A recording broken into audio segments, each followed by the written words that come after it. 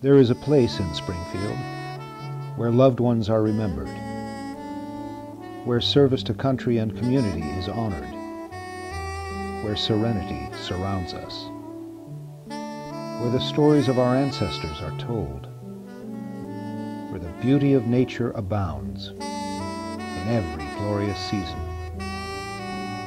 where we can learn something new or appreciate something that has endured. This is the story of Ferncliff Cemetery and Arboretum.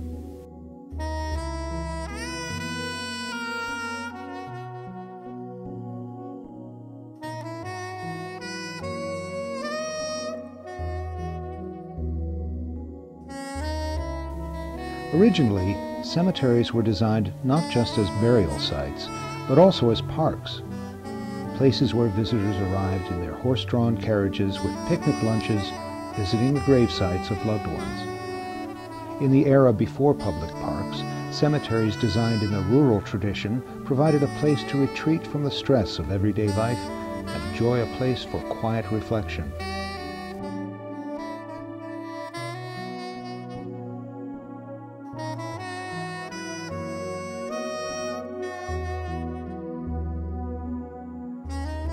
On September 12, 1863, the Springfield Cemetery Association bought 70.8 acres of land, which was purchased from the Henry Bechtel farm for $7,030.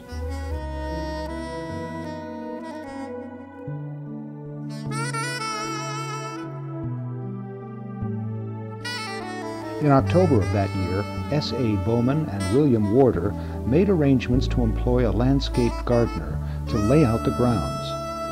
Cincinnati native John Dick was hired as superintendent for a salary of $500 and a winter's worth of firewood.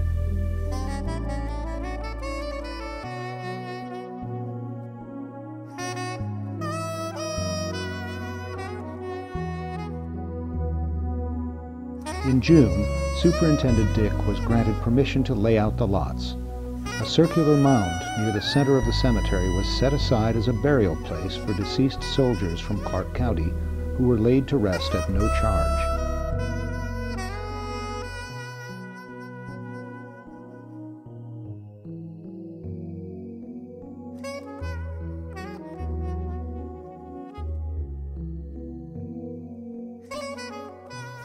The property was appropriately named Ferncliff Cemetery on April 4, 1864, because of the beautiful ferns that grew from the cracks in the cliffs on the Plum Street side of the grounds.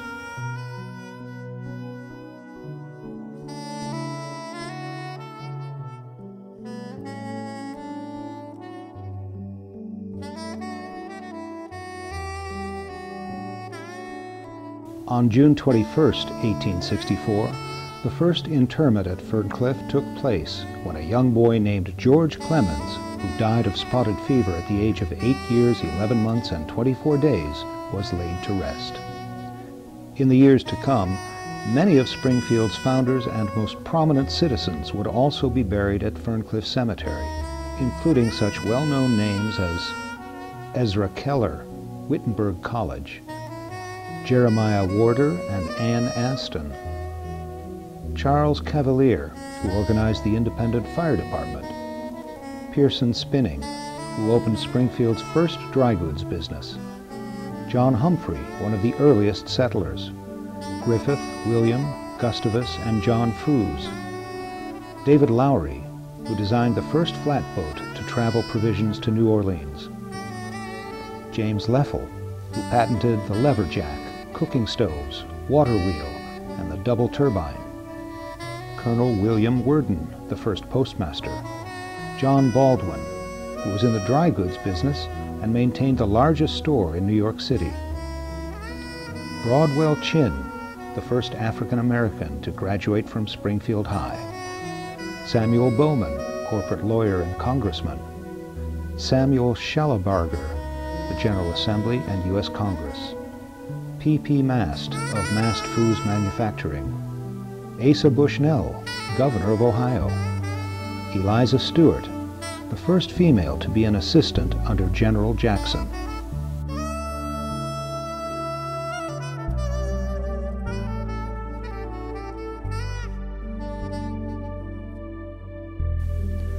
Ferncliff was officially dedicated on July 4, 1864, and when the horse-drawn hearse arrived, the bells tolled in the tower.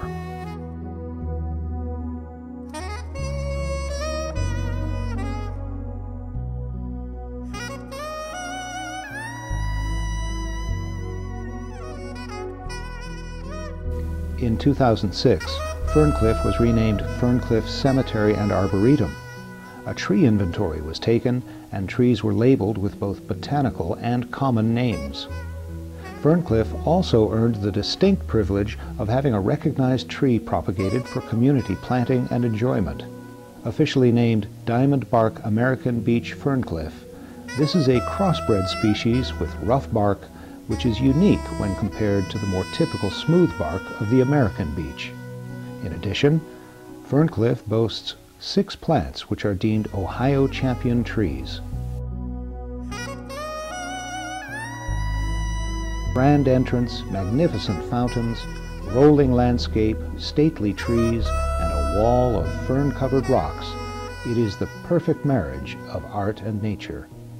Moreover, it is an important part of Springfield's history and a gem of an island in the midst of our bustling city for each of us to appreciate.